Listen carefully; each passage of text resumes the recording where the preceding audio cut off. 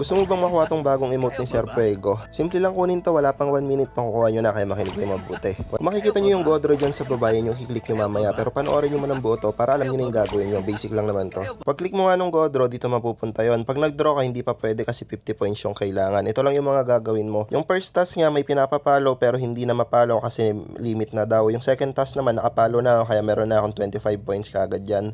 Yung pause sa video, kahit di nyo na gawin yun, optional lang naman yan. Dun sa task to naman, like a video, magkakaroon ka ng 15 points. Tapos share a video, magkakaroon ka ng 10 points. Sapat na yun para makapag-draw ka. Pag nagawa nyo yung tatlong nabanggit ko, sapat na yun para makapag-draw kayo dito. At unang draw, makukuha nyo talaga yung emote ni Sir Fuego, katulad nito.